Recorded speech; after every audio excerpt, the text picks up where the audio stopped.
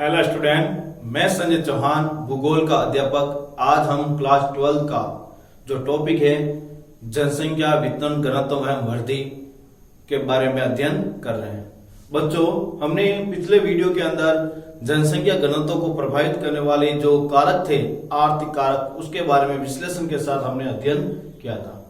आर्थिक कारक के अंदर हमने खनन, औद्योगिकरण और नगरीकरण जो प्रवृत्तियां थी किस तरह जनसंख्या को प्रभावित करती हैं, उनके बारे में हमने विश्लेषण के साथ अध्ययन किया। बच्चों, आपको जो टॉपिक के अनुसार जनसंख्या, घनत्व और वितरण जो टॉपिक थे, हमने उसको अध्ययन कर लिया। अब हमारा अंतिम जो टॉपिक है वो है जनसंख्या वृद्धि। कौन सा टॉपिक है? जनसंख्या वृद्धि। इसके बारे में हम अध्ययन करते हैं। तो सबसे पहले अपन को यह देखना है जनसंख्या वृद्धि क्या होती है। तो यदि इसकी परिभाषा देखें तो जनसंख्या वृद्धि की तो किसी क्षेत्र में दो समय अंतरालों के मध्य लोगों की संख्या में होने वाला परिवर्तन को जनसंख्या वृद्धि कहते हैं। वापस सुन लेना बच्चों कि जनसंख्या वृद्धि क्या है। जनसंख्या वृद्धि, देखो बच्चों, जनसंख्या वृद्धि के लिए पहले बात याद रखना है कि इसमें दो समय अंतराल होने चाहिए। कितने समय अंतराल? दो। क्योंकि हमने परिभाषा में पढ़ा है किसी क्षेत्र में दो समय अंतरालों के मध्य लोगों की संख्या में होने वाला परिवर्तन जनसंख्या वृद्धि कहलाता है। तो जनसंख्या वृद्धि में दो समय अंतराल, जैसे एक 2001 की बात करें और एक 2011 की बात करें, 2 वर्ष हुए। 2001 के अंदर भारत की जनसंख्या 102.8 करोड़ थी, 102.8 करोड़, ठीक है। और 2011 में 121 करोड़ थी, 2011 में 121 करोड़।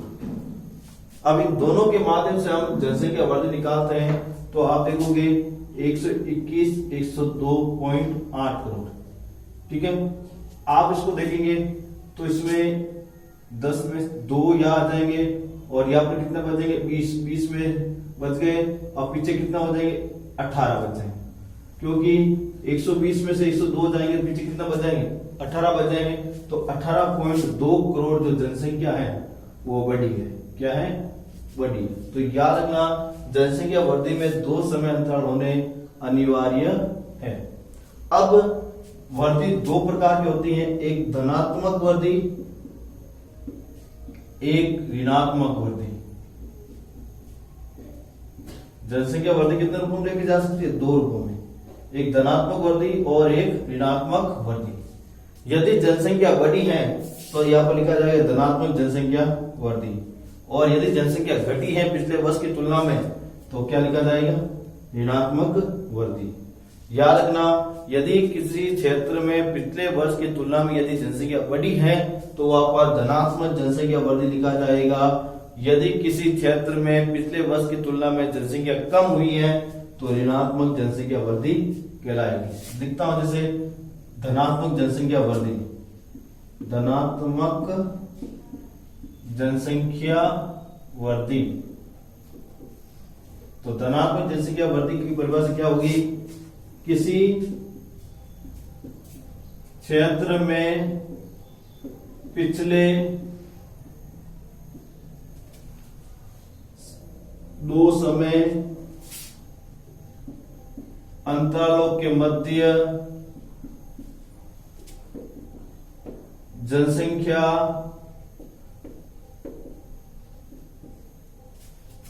ज्यादा या बड़ी है तो उसे क्या कहा जाएगा? धनात्मक वृद्धि। 18.2 करोड़ जो जनसंख्या है पिछले वर्ष की तुलना में क्या हुई है? बढ़ी है। तो यहां पर क्या लिखा जाएगा? धनात्मक जनसंख्या वृद्धि।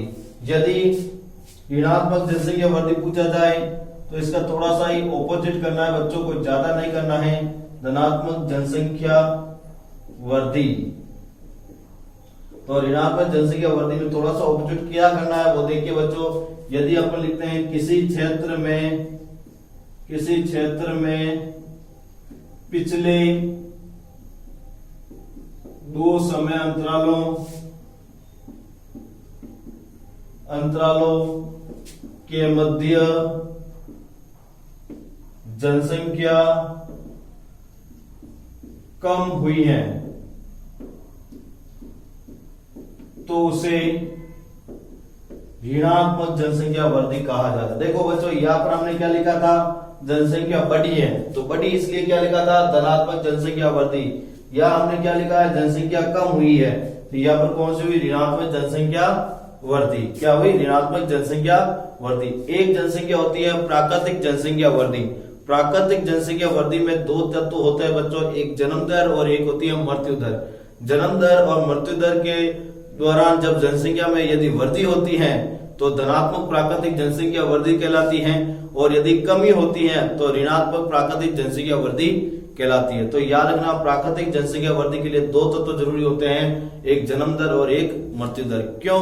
क्योंकि जन्म दर और मृत्यु दर दोनों ही प्रकृति पर निर्भर है, मानव के कोई हस्तक्षेप नहीं होता है। इसलिए प्राकृतिक जनसंख्या वृद्धि दर में जन्म दर और मृत्यु दर के बारे में अध्ययन किया जाता है। तो आपको पता चल गया होगा जनसंख्या वृद्धि किसे कहते हैं। एक जनसंख्या वृद्धि होती है वास्तविक जनसंख्या वृद्धि। वास्तविक जनसंख्या वृद्धि, अब ये क्या होती है उसके बारे में थोड़ा सा बता देते हैं, फिर आगे चलते हैं। वास्तविक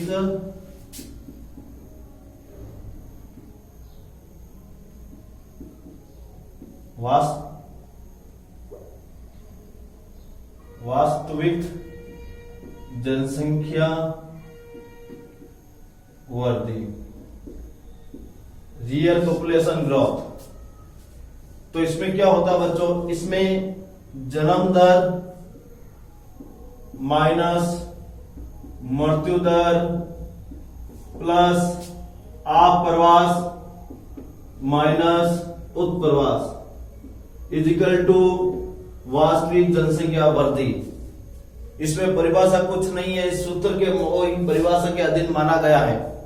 अब इसमें जन्म दर माइनस मृत्यु दर प्लस आप्रवास माइनस उत्प्रवास इजिकल टू वास्तविक जनसंख्या वृद्धि। तो आपको याद रखना है, जन्म दर जो जन्म लेने वाले जो बच्चे जो जीवित रहते वो, मृत्यु दर जो जितने लोग मरे वो, आप्रवास का मतलब जितने लोग किसी क्षेत्र के अंदर आए हैं, या उत्प्रवास जो किसी क्षेत्र से क्या गए हैं, पार गए हो, वो सारे कैलकुलेशन करते हैं तो वास्तविक जनसंख्या वृद्धि आती है। जैसे 100 बच्चों ने जन्म लिया और जीवित रहे, फिर 70 व्यक्तियों का उसकी क्या हो गई, मृत्यु हो गई उसी वर्ष में, प्लस आप्रवास आए 130 व्यक्तियों का, और माइनस का चिन्ह उत्प्रवास हुआ 110 व्यक्तियों का। तो अब बताइए वास्तविक जनसंख्या वृद्धि क्या होगी। तो आपको दिया हुआ है जन्म दर कितनी है 100, मृत्यु दर कितनी है 70, आप्रवास कितना है 130 और उत्प्रवास कितना है 110। सूत्र के अनुसार आप अरेंजमेंट कीजिए, फिर इसका निकालिए। जैसे 100 माइनस 70 प्लस 130 माइनस 110। तो आप पहले ये देखिए 100 माइनस 70 तो कितने बचे पीछे 30, प्लस 130 तो कितने हुए टोटल 160, माइनस 110 तो कितने बचे आपके 50। तो 50 प्लस में है माइनस में, ये देखिए तो प्लस में है, तो यह हुई 50 धनात्मक वृद्धि। कैसे हुई 50 धनात्मक वृद्धि, वो भी कौन सी है, वास्तविक जनसंख्या वृद्धि है। कैसी है, वास्तविक जनसंख्या वृद्धि है। तो वास्तविक जनसंख्या वृद्धि का निकालने का जो फॉर्मूला है वो जन्म दर माइनस मृत्यु दर प्लस आप्रवास माइनस उत्प्रवास है। तो आपको पता चल गया बच्चों जनसंख्या वृद्धि किस किस तरह निर्धारण की जा सकती है। अब है जनसंख्या वृद्धि को ज्ञात करने का सूत्र, सिर्फ जनसंख्या वृद्धि को ज्ञात करने का सूत्र है। अब क्या है सूत्र, उसके बारे में पढ़ते हैं। जनसंख्या वृद्धि का जो सूत्र बताता है P2 माइनस P1 बटा P1 into 100। P2 minus P1 बटा P1 इंटू 100। अब पहले ये सूत्र क्या है उसके बारे में देखो। पहले अपन को एक पॉइंट आया है P2। P2 का मतलब है वर्तमान वर्ष की जनसंख्या। P2 का अर्थ क्या हुआ, वर्तमान वर्ष की जनसंख्या। P1 का अर्थ क्या हुआ, पिछले वर्ष की जनसंख्या। और आपको पता ही है प्रतिशत ज्ञात करने के लिए किससे अपन गुणा करते हैं, 100 से गुणा करते हैं। किससे गुणा करते हैं तो 100। तो ये 100 तो क्या हुआ, प्रतिशत ज्ञात करने का पॉइंट है। ठीक है, अब इसको सूत्र को देखते हैं वापस। P2 माइनस P1 बटा P1 इंटू 100। अब इस सूत्र से अपन को यदि जनसंख्या वृद्धि दर ज्ञात करनी है तो अपन आसानी से ज्ञात कर सकते हैं। क्या ज्ञात कर सकते हैं? जनसंख्या वृद्धि दर। क्या ज्ञात कर सकते हैं? जनसंख्या वृद्धि दर। अब P2 P2 का मतलब वर्तमान वर्ष की जनसंख्या। यदि अपन 2011 को मानकर चले, कितने को चले? 2011 को। 2011 की जनसंख्या कितनी हुई? 121 करोड़। कितनी हुई? 121 करोड़। और फिर पिछले वर्ष की जनसंख्या हम यदि 2001 की लेकर चले तो वो होगी 102 करोड़। कितनी है? 102 करोड़।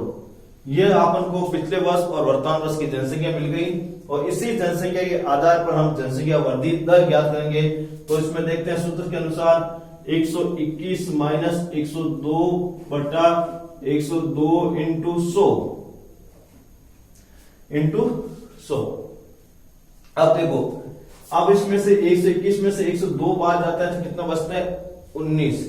कितना बचता है? 19। अब 19 में 19 बटा 102 इंटू 100। अब 19 बटा 102 इंटू 100 गुना करते हैं तो इसमें से अपन को क्या बाहर निकल जाएगी? जनसंख्या वृद्धि दर। अब इसको अपन सॉल्यूशन कर देते हैं 1900 बटा 102। ऐसे अपन कर सकते हैं। तो इसको अपन देखा जाए तो सबसे पहले अपन को इसको डिवाइड करके देखते हैं तो कितना बनता है देखते हैं। पहले 2 से आराम से कट होगा और ये हो जाएंगे 51। ठीक है, फिर अपन इसको अपन और देखते हैं तो ये किससे कट हो जाएगा?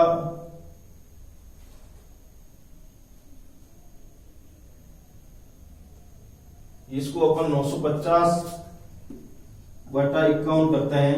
तो पहले अपन इसका आराम से सॉल्यूशन निकाल लेते हैं। कितना होता है इसका सॉल्यूशन? कितना होगा इसका? 18.6। कितना आएगा? 18.6। तो इसका मतलब हुआ कि प्रति वर्ष हमारी जो जनसंख्या ग्रोथ बनती है वो 18.6 है। कितनी है? 18.6। तो इस तरह अपन हम इस फॉर्मूले के माध्यम से किसी भी क्षेत्र की जनसंख्या वृद्धि है वो आसानी से हम ज्ञात कर सकते हैं। क्या ज्ञात कर सकते हैं बच्चों? जनसंख्या वृद्धि। तो जनसंख्या वृद्धि दर ज्ञात करने का फॉर्मूला क्या है? P2 माइनस P1 बटा P1 इंटू 100। अब जनसंख्या वृद्धि दर क्या होती है?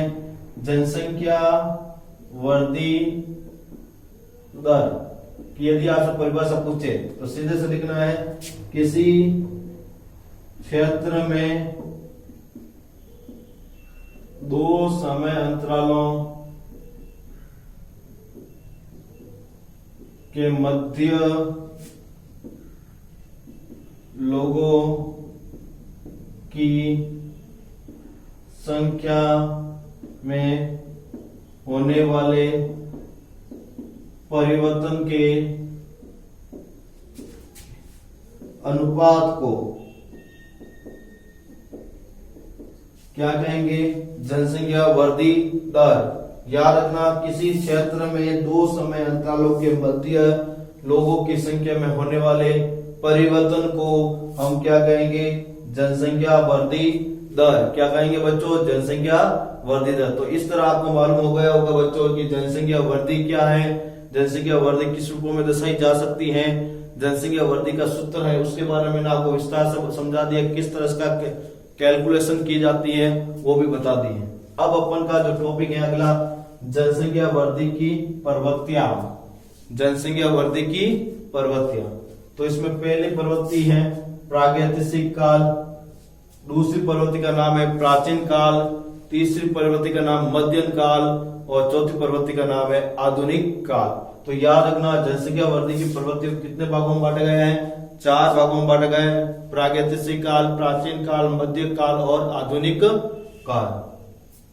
हम पहला बिंदु लेते हैं प्रागैतिहासिक काल। इस काल में प्रारंभ आखेट और भोजन संग्रहण के साथ माना जाता है। देखो, प्रागैतिहासिक काल की जो शुरुआत है वो 2 प्रकार की क्रियाओं के साथ हुई थी, एक आखेट और दूसरा भोजन। एक आखेट और दूसरा क्या है?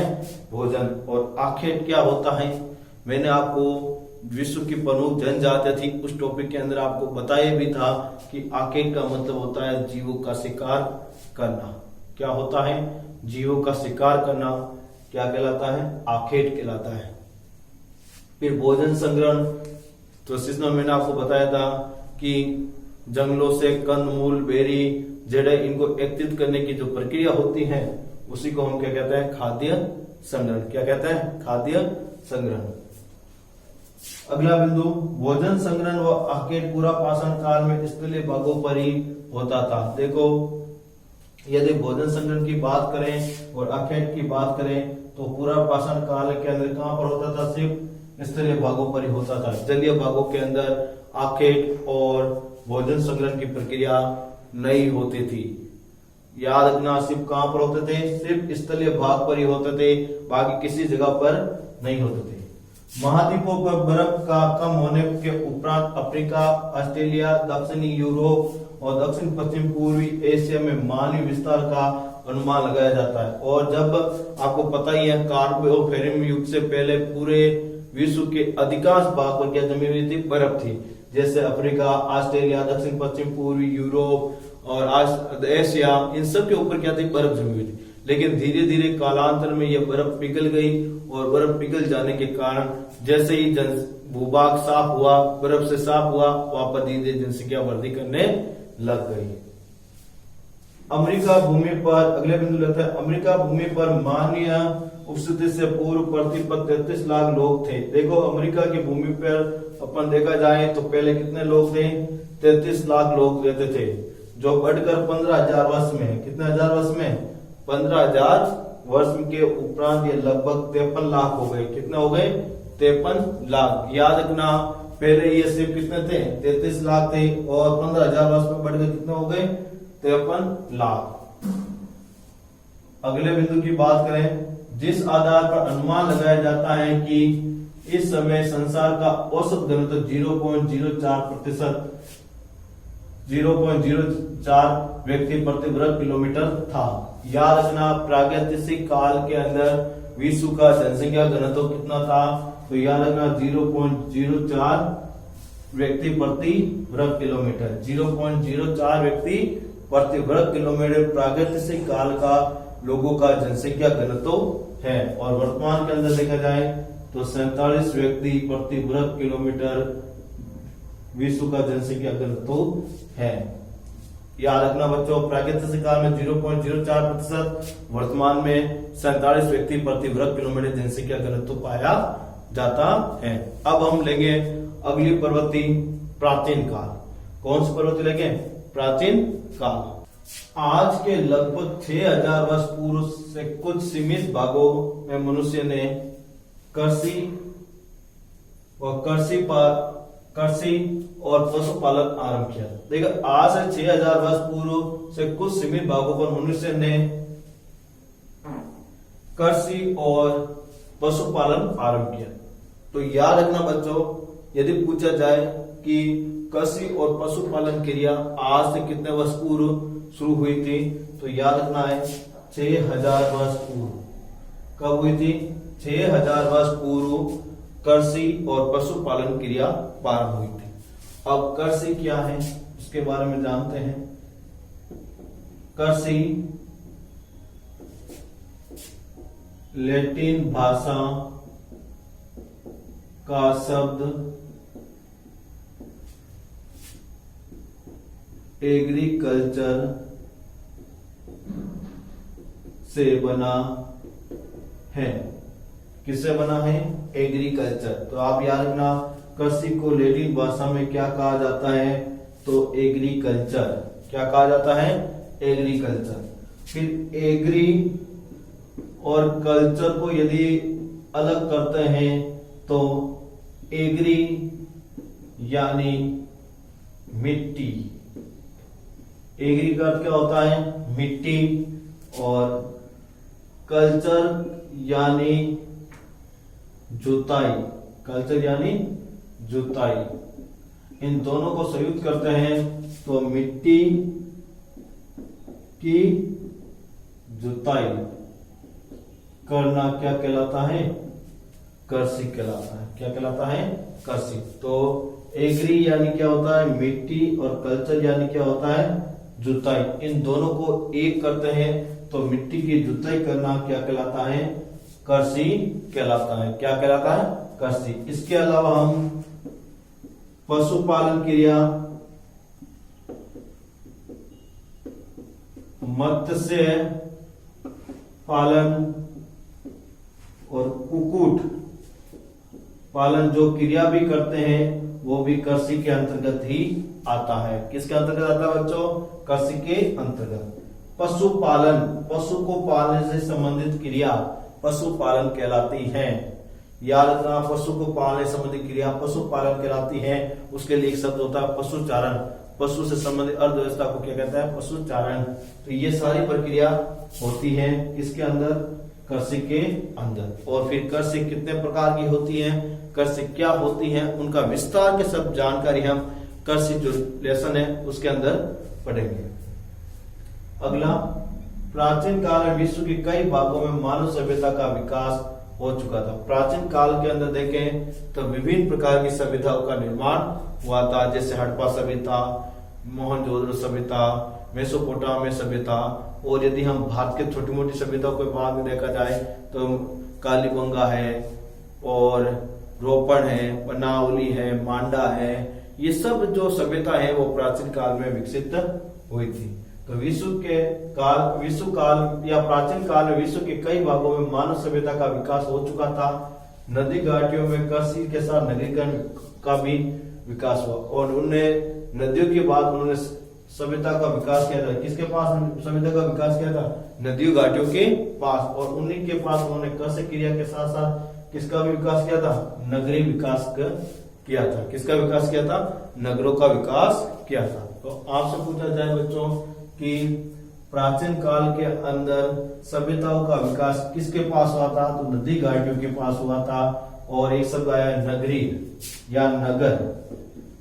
नगर किसे कहता है या नगरीय जनसंख्या किसे कहता है? तो वही बात है, नगर ऐसे क्षेत्र होते हैं, ऐसे क्षेत्र जिसमें अधिकांश लोग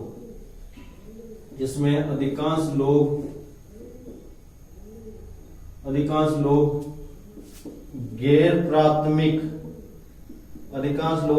प्राथमिक क्रिया करते हैं। याद रखना, ऐसे क्षेत्र जिसमें अधिकांश लोग गैर प्राथमिक क्रिया करते हैं उस क्षेत्र को क्या कहा जाता है? नगर। क्या कहा जाता है?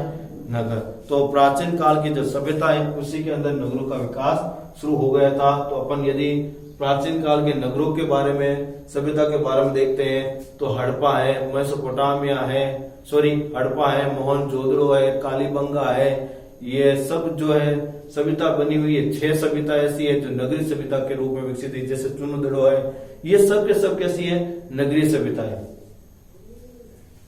ईसा काल के आरंभ में विश्व की कुल जनसंख्या 20 से 30 करोड़ के मध्य होने का अनुमान है। ईसा काल मतलब ईसा के जन्म के समय या ईसा के समय जो प्रवृत्ति देखी गई जनसंख्या की, तो उस समय कितने थे? 20 से 30 करोड़ थे। तो याद रखना, ईसा मसीह के समय के जन्म के समय का प्रवृत्ति देखी जाए तो उस समय 20 से 30 करोड़ जनसंख्या मानी गई थी।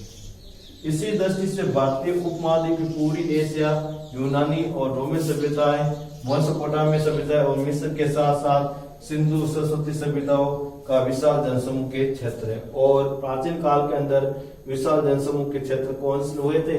विभिन्न प्रकार की सभ्यताएं। भारतीय उपमहाद्वीप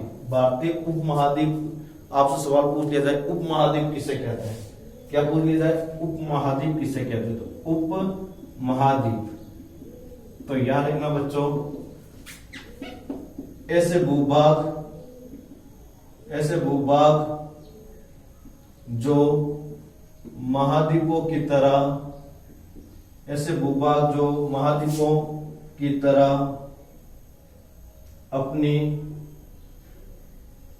अपनी विशेष पहचान रखते हैं उसी को क्या कहा जाता है? उपमहाद्वीप। ऐसे भूभाग जो महाद्वीपों की तरह अपनी विशेष पहचान रखते हैं उसी को क्या कहा जाता है बच्चों?